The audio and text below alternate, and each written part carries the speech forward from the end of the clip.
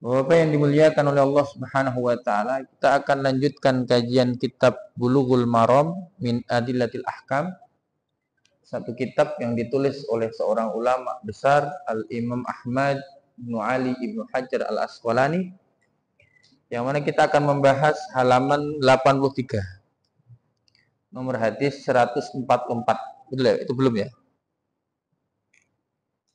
Disebutkan an Abi Sa'idin Al-Khudri radhiyallahu ta'ala an, dari sahabat mulia Rasul sallallahu alaihi wasallam, yaitu Abu Sa'id Al-Khudri. Nama aslinya Sa'ad bin Malik bin Sinan. Qala, Abu Sa'id ini bercerita, kharaja rajulani fi safarin.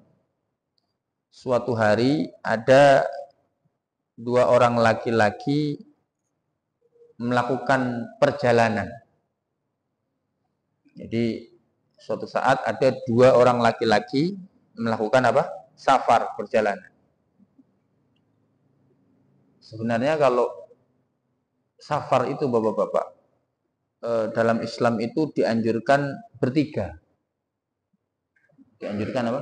Bertiga. Kenapa bertiga? Karena kalau ada apa-apa terhadap salah satu orang yang melakukan perjalanan itu, ya ada dua orang yang bisa menolong. Kalau cuma berdua, salah satu tiba-tiba terjadi masalah, repot. Itu zaman dulu. Mungkin zaman sekarang sudah beda. Kalau zaman jadi Nabi itu menganjurkan orang itu melakukan perjalanan itu minimal berapa? 3. Kalau melakukan perjalanan jauh minimal 3 orang. Jangan berdua. Kalau berdua maka yang ketiga setan. Sampai disebutkan begitu. Karena repot kalau berdua saja, maka bertiga. Tapi di sini ada dua orang melakukan perjalanan. Fahadharatis sholatu wa laysa ma'hum ma'un. Ketika datang waktu sholat, mereka mau wudhu, nggak ketemu air. Dan mereka sudah mencoba untuk mencari air. Jadi ketika kita di satu tempat mau wudhu tidak ada air, maka kalau memang sudah dipastikan di mana-mana tidak ada air, solusinya adalah apa? Tayamum. Tapi kalau ada info bahwa tidak jauh dari tempat kita itu ada air, wajib kita untuk datang. Makanya ada namanya haddul ghaus. Haddul ghaus itu kira-kira ukuran 150 meter. Haddul ghaus itu kira-kira kalau kita teriak orang dengar. Kalau dulu belum ada seliweran kendaraan bermotor, atau kalau kita pergi ke kampung 150 meter itu masih kedengeran itu Pak. Tapi kalau di sini teriak-teriak 20 meter aja udah kurang kedengeran karena banyaknya suara bising motor. Jadi kalau kita mau wudhu tidak ada air, maka kita harus mencari. Kalau memang di situ masih meragukan ada air atau tidak, kita harus mencari sejarak haddul ghaus tadi, sekitar 150 meter. 150 meter ke depan, 150 meter ke kanan, 150 meter ke kiri, ya, 150 meter ke belakang. Muter. Ya, kira-kira aja. Kalau tidak ada, maka haddul qurb. Kalau itu pun kalau ada informasi, Pak ada air nggak? Ada kira-kira 4 kilo dari sini. 1 kilo atau 1 kilo lah. Kalau haddul bu'di itu 4,5 kilo, sekitar 1 kilo lah. Maka kita wajib untuk apa? Mencari. Ini ceritanya dua sahabat ini mau wudhu, ketika datang waktu sholat tidak ada air. Karena memang waktu itu sudah ada syariat tayamum, sudah diajarkan tata cara tayamum, fatayammama sha'idan thayyiban. Maka kemudian keduanya bertayamum menggunakan debu yang suci. Fasallaya, maka kemudian keduanya sholat. Summa wajadal ma'a fil waqti. Setelah selesai sholat ada air. Setelah selesai sholat ada. Nah, ini problem nih. Mereka belum dapat ilmu di sini. Apa yang harus dilakukan? Kalau ketika tidak ada air, kemudian kita tayamum, kemudian kita sholat. Setelah sholat ketemu air.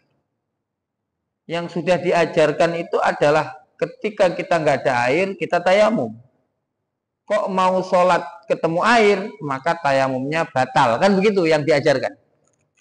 Ini kita udah tayamum, karena tidak ada air. Ketika kita mau sholat, tiba-tiba ada yang bawa air.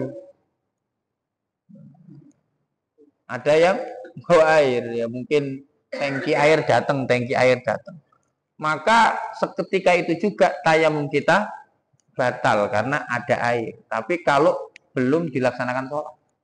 Dan itu sudah diajarkan. Tapi yang menjadi masalah di sini belum diajarkan.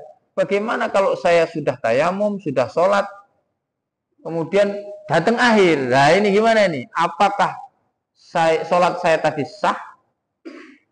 Atau karena air ini datang di waktu zuhur atau di waktu sholat, apakah saya harus mengulang sholat? Nah, ini jadi masalah. Fa'ada ahaduhuma as-salata wal wudu'a walam yu'idil akharu. Maka salah satu dari dua sahabat ini mengulang wudunya, kemudian mengulang apa? Sholatnya. Karena ketemu air, dia wudu terus dia sholat lagi. Sedangkan yang satu, karena dia merasa sudah sholat, dia tidak mengulang sholat. Dua sahabat ini punya ijtihad yang berbeda. Kan memang Nabi belum ngajarin ini. Dua orang sahabat ini punya kesimpulan berbeda. Akhirnya summa ataya Rasulullah sallallahu alaihi wasallam fadzakara dzalika lahu. Maka kemudian sesampainya mereka di Madinah, mereka berdua kemudian bercerita kepada Rasulullah terkait apa yang terjadi. Ya, mereka minta penjelasan. Mana kira-kira yang benar? Apakah yang mengulang sholat atau yang tidak mengulang sholat? Nah, ini yang menjadi problem waktu itu. Faqala lilladzi lam yu'id. Maka Nabi bersabda kepada orang yang tidak mengulang sholat. Apa kata Nabi Muhammad? Asabta sunnata wa ajza'atka sholatuk. Engkau telah sesuai dengan sunnah, sesuai dengan tuntunan. Ya. Wa ajza'atka sholatuk. Sholatmu cukup. Artinya kamu nggak ngulang itu udah benar. Jadi ini kesimpulan fikih yang diambil adalah orang kalau tayamum karena tidak ada air, kemudian dia sholat, setelah sholat kalau ketemu air, maka dia tidak perlu mengulang apa? Sholat. Jelas ya? Wa qala lil akhari, dan Nabi bersabda kepada yang kedua, yang apa? Yang ngulang sholat. Apa kata Rasulullah? Lakal ajru marrotain. Bagimu 2 pahala. Jadi mengulang sholat, kamu mengulang sholat itu boleh, dan pahalamu berarti double. Jadi mengulang sholat itu boleh, Pak. Jadi umpama kita sholat isya berjamaah di masjid jadi makmum, karena di rumah istri kita belum sholat, terus kita ngajak dia sholat, dan kita jadi imamnya, itu boleh. Dan ini dulu dilakukan oleh sahabat namanya Mu'ad bin Jabal. Jadi Mu'ad bin Jabal itu diperintahkan oleh Rasulullah SAW untuk menjadi imam di tengah-tengah kaumnya. Jadi Mu'ad itu sholat setiap hari sholat isya-nya 2 kali. Pertama, dia menjadi makmumnya Rasulullah. Kedua, dia menjadi imamnya kaumnya. Tapi mengulang sholat itu hanya boleh 1 kali, Pak. Nggak boleh berkali-kali. Ya, kan Nabi Muhammad pernah lagi kumpul-kumpul seperti ini, tiba-tiba datang sahabat yang celingak-celinguk, mau sholat nggak punya teman. Nabi bilang, mau nggak kalian dapat mau nggak kalian melakukan sesuatu yang nilainya sodako, atau mau nggak kalian bersodako? Apa itu ya Rasulullah? Tuh ada orang yang mau sholat tidak punya teman, temenin dia. Maka akhirnya para sahabat nemenin dia. Padahal sahabat ini sudah apa? Sudah sholat. Dari sini diambil kesimpulan bahwa mengulang sholat itu boleh, tapi maksimal 1 kali, nggak boleh lebih daripada itu. Jadi sholat duhur, asar, maghrib, isya, subuh itu boleh diulang, boleh diulang. Tapi kalau sholat jenazah nggak boleh diulang. Jadi kalau kita sudah mensolati jenazah di masjid umpamanya, terus ada rombongan mensolati, kita nggak boleh ikut karena sudah apa? Sudah sholat jenazah. Untuk sholat jenazah kita hanya boleh 1 kali, nggak boleh 2 kali. Tapi selain kalau seperti sholat wajib, ya, duhur, asar, maghrib, isya, subuh itu boleh mengulang sampai 2 kali. Rawahu Abu Dawud wa Nasa'i. Meriwayatkan hadis ini adalah Imam Abu Dawud dan Imam An-Nasa'i. Jadi begini Bapak-bapak yang dimuliakan oleh Allah Subhanahu wa taala.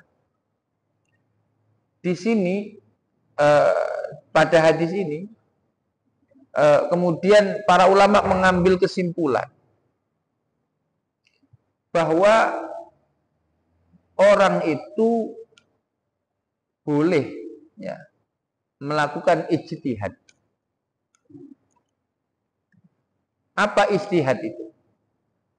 Bersungguh-sungguh atau ya konsentrasi, ya, bersungguh-sungguh, konsentrasi, terus ya berusaha dengan sekuat tenaga untuk menggali hukum yang mana hukum itu tidak ada pada Al-Quran dan hadis. Suatu saat ketika Hudzaifah ibnul Yaman, kalau tidak salah, itu diutus oleh Rasulullah, Mu'ad bin Jabal juga kalau tidak salah. Mu'ad bin Jabal, kalau tidak salah Mu'ad bin Jabal ketika diperintah oleh Rasulullah SAW pergi ke Yaman, itu Nabi bertanya, wahai Mu'ad, nanti kalau engkau sudah sampai di Yaman, apa yang akan engkau tetapkan terhadap warga Yaman? Hukum apa yang akan engkau tetapkan kepada orang Yaman? Maka Hudzaifah mengatakan, Mu'ad mengatakan, aku akan menyelesaikan persoalan Yaman dengan Al-Quran. Kalau tidak ada, maka dengan apa yang pernah engkau sampaikan. Kalau tidak ada, maka aku akan menyelesaikan dengan pendapatku, dengan ijtihadku. Maka ijtihad itu adalah mengambil kesimpulan hukum, ya, menggali kesimpulan hukum yang tidak ada pada Al-Quran dan hadis. Ya. Maka Nabi kemudian mengatakan, engkau benar wahai Mu'ad. Jadi Nabi menyetujui apa yang dikatakan oleh Mu'ad. Memang kalau tidak ada dalam Al-Quran dan hadis, maka orang itu bisa kemudian mengambil dari sumber hukum yang lain. Maka sumber hukum utama dalam Islam itu Quran dan hadis, itu sumber utama. Nah, lalu ada sumber hukum alternatif. Ketika Quran dan hadis tidak ada, maka bisa menggunakan ijma. Bisa menggunakan qiyas. Ini yang disepakati oleh madzhabul arba'ah. Lalu ada lagi tambahan, ada maslahatul mursalat, amalu ahlil Madinah, ya kan? Istihsan, ya kan? Dan sebagainya. Masih banyak lagi. Jadi Bapak yang dimuliakan oleh Allah Subhanahu wa taala, di sini Nabi mentolerir adanya perbedaan ijtihad tadi. Jadi tapi tidak menyalahkan yang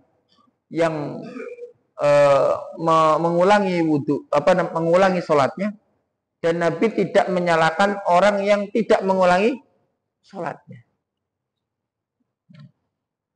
Makanya Nabi katakan man ijtahada fa asaba falahu ajrun wa man ijtahada fa akhta'a falahu ajrun wahid.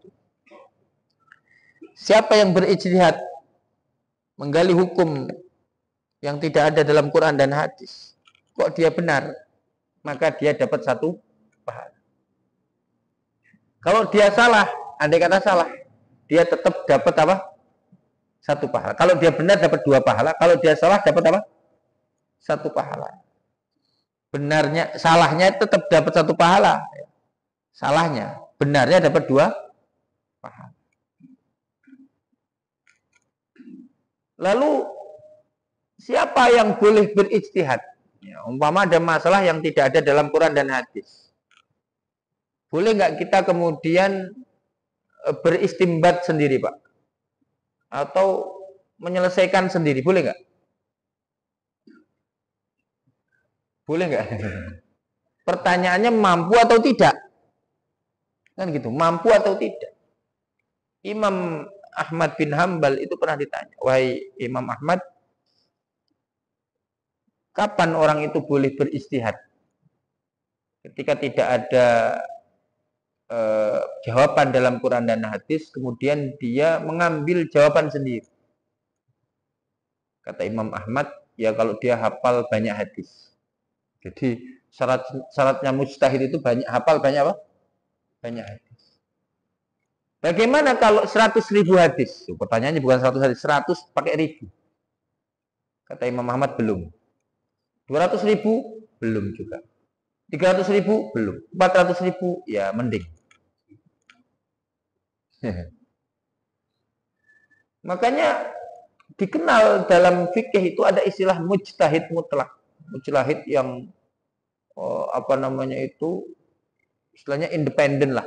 Dia itu nggak perlu merujuk kepada mujtahid yang lain. Dan yang populer itu 4. Hanafi, Maliki, Syafi'i, Hambali. Dan 4 imam ini mereka hafalan hadisnya udah lebih dari 400.000 hadis.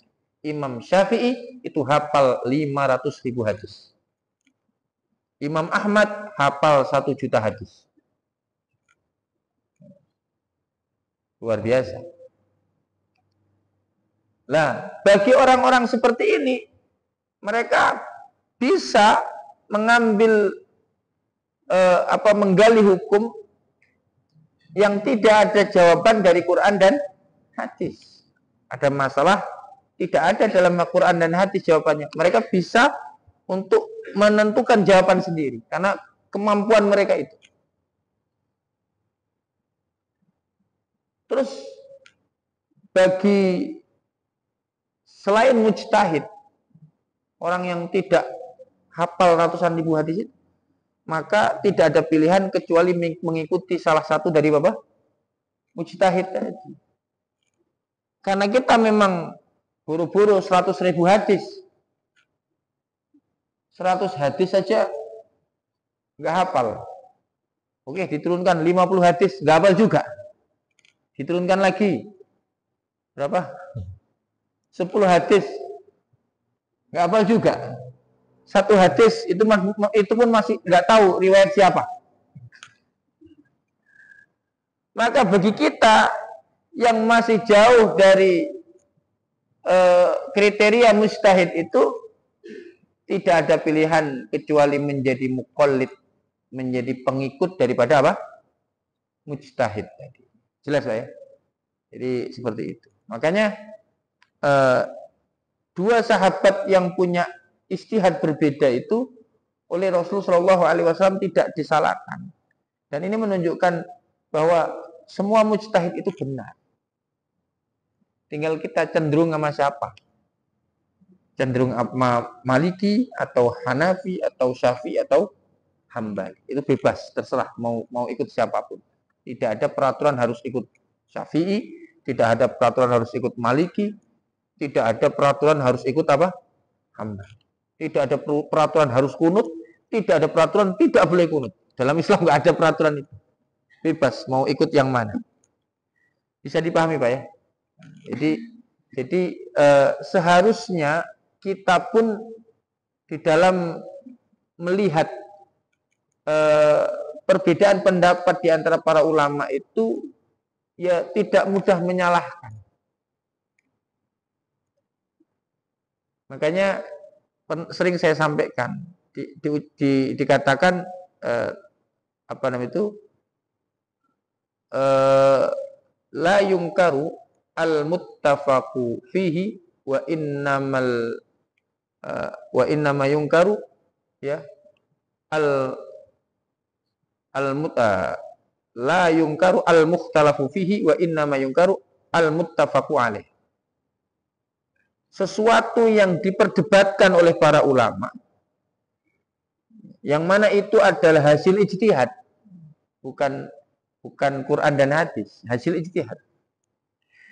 Maka kita tidak boleh menyalahkan. Adapun sesuatu yang disepakati oleh para ulama, saya ulangi lagi, sesuatu yang diperdebatkan oleh para ulama, yang mana sesuatu itu memang tidak jelas dalam Quran dan hadis kesimpulannya, maka kita tidak boleh menyalahkan. Sebaliknya sesuatu yang disepakati oleh para ulama akan boleh dan tidak bolehnya, maka kalau ada yang melanggar kita boleh untuk apa? Mengingkarinya. Jelas ya? Ke situ arah hadis ini ditarik oleh para ulama ke arah situ. Artinya Rasulullah itu memperbolehkan orang yang berpengetahuan yang memang sudah punya kapasitas berijtihad untuk mengambil kesimpulan hukum ketika tidak ada keterangan dalam Al-Quran dan hadis. Paham ya? Baik. Nanti ada riwayat yang lain. Contohnya ada kalau dulu di Madinah itu orang Yahudi itu ada Bani Quraidah, Bani Nadir, Bani Qainuqa. Nabi bilang, jangan kalian sholat asar sebelum sampai perkampungan Bani Quraidah. Namun ada sahabat yang belum nyampe tempat Bani Quraidah sudah sholat, ada yang sholatnya ketika sudah apa? Nyampe. Dan Nabi tidak menyalahkan yang sholat yang belum nyampe, karena mereka takut kehabisan waktu apa? Asar. Nah, ini lagi-lagi Nabi menghargai apa? Ijtihad. Nabi menghargai ijtihad. Kadang-kadang saya juga aneh ketika ada ustadz, padahal sebutannya ustadz, dia bilang jangan ikut Syafi'i, jangan ikut Maliki, ikutlah Rasul Shallallahu Alaihi Wasallam. Seakan-akan Imam Syafi'i, Imam Maliki, Imam Hambali, Imam Hanafi tidak ikut apa? Seakan-akan mereka membuat agama sendiri. Padahal semua ulama itu tidak lain adalah mereka mengikuti Rasul Shallallahu Alaihi Wasallam. Dan kecintaan mereka kepada Nabi jauh lebih tinggi daripada kita. Kita mah nggak ada apa-apanya, nggak ada seujung kukunya. Kecintaan kita kepada Rasulullah dibanding para ulama madhab itu tidak ada apa-apanya. Itu nggak ada seujung kukunya. Hadis nomor 145, halaman 84. An Ibni Abbasin, diriwayatkan dari Abdullah ibnu Abbas Ibnu Khattab, Abdullah ibnu Abbas ibni Abdul Muttalib ya. Kalau Abdullah ibnu Umar ibnu Khattab. An Abdullah ibni Abbas ibnu Abdul Muttalib radhiyallahu taala anhum. Fi qaulihi azza wa jalla, terkait ya firman Allah Azza wa Jalla, wa in kuntum mardha aw ala safarin. Dan apabila kalian sakit atau dalam perjalanan. Qala Abdullah bin Abbas mengatakan, idza kanat birrajuli al-jirahatu. Jadi memang keahlian Ibnu Abbas itu kan mentafsirkan Quran. Waktu Abdullah bin Abbas masih bayi, itu beliau ditahnik oleh Nabi. Tahnik itu diambil kurma, digigit oleh Rasul dan dimasukkan ke mulutnya Abdullah bin Abbas. Dan yang ngasih nama Abdullah bin Abbas itu ya Rasulullah. Abbas membawa bayinya yang masih kecil ke Rasulullah. Waktu itu Abdullah itu lahir 3 tahun sebelum hijrah. 10 tahun ke-10 dari kenabian. Jadi ketika itu Abbas minta agar putranya didoakan. Maka Nabi mendoakan Allahumma faqihhu fiddin wa 'allimhu ta'wil. Itu doa Nabi untuk siapa? Abdullah ibn Abbas. Yang artinya Allahumma faqihhu fiddin. Ya Allah, semoga kau jadikan anak ini paham terhadap agama.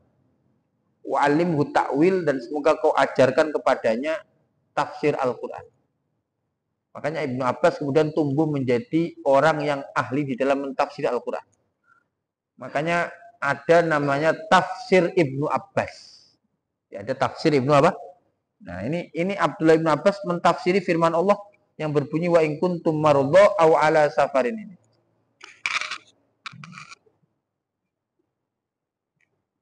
Ini ada pada surah An-Nisa ayat 43. Atau Al-Maidah ayat 6. Wa in kuntum mardha aw ala safarin. Maka qala Abdullah bin Abbas mengatakan, idza kanat birrajuli al-jirahatu fi sabilillah wal quruhu.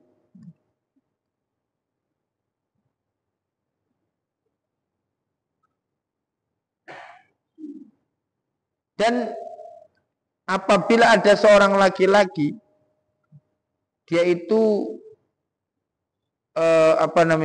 terluka pada saat perang, atau dia itu kena wal quruhu, dan kena di sini disebut kudis, ya. Fayujnibu, kemudian dia junub. Mungkin dia mimpi mengeluarkan mimpi berhubungan badan, kemudian keluar beneran spermanya. Fayakhafu ayyamuta in iktasala. Kemudian dia takut mati kalau dia mandi tayammama, maka dia cukup dengan apa? Tayammum. Jadi orang yang terluka kemudian sakit dan dia junub, terus dia khawatir kalau dia mandi dia mati, maka cukup baginya apa? Tayammum. Cukup baginya apa? Tayammum. Ada yang kemudian menerjemahkan begini. Kalau orang itu luka, kan lukanya diperban. Mungkin luka kepalanya atau apanya, luka parah diperban, kan? Terus dia junub. Kan nggak mungkin mandi, Pak. Kalau mandi khawatirnya mati dia. Maka orang ini ya hendaknya membasuh bagian tubuh yang nggak luka. Tetap mandi tapi cukup yang tidak luka aja, yang tidak diperban. Jadi tidak usah dibuka perban. Lalu kemudian yang kedua, dia tayamum ya sebagai ganti dari anggota tubuh yang tidak terkena apa? Air. Jadi mandi dulu atau tayamum dulu, bebas nih. Mandi dulu, habis mandi ya ada anggota yang tidak terkena air, maka dia apa? Tayamum. Paham ya? Jadi seperti itu. Kalau orang itu mungkin kecelakaan, luka parah gitu kan. Oh, tapi kalau memang sudah tidak memungkinkan untuk kena air, ya udah tayamum full aja. Tayamum. Tapi kalau masih ada anggota yang sehat, yang kalau kena air nggak masalah, dan dokter juga bilang demikian, maka mandi dulu terus tayamum, atau tayamum dulu terus apa? Mandi. Apa fungsi tayamum? Sebagai ganti atas anggota tubuh yang tidak boleh terkena apa? Air. Bisa dipahami Pak ya? Jadi seperti ini. Ini kalau dalam istilah fikih namanya ashabul jabair. Orang-orang yang diperban. Jadi demikian. Nanti kita akan membahas lebih lanjut, tinggal 2 hadis nih untuk bab tayamum pada bulan yang akan datang.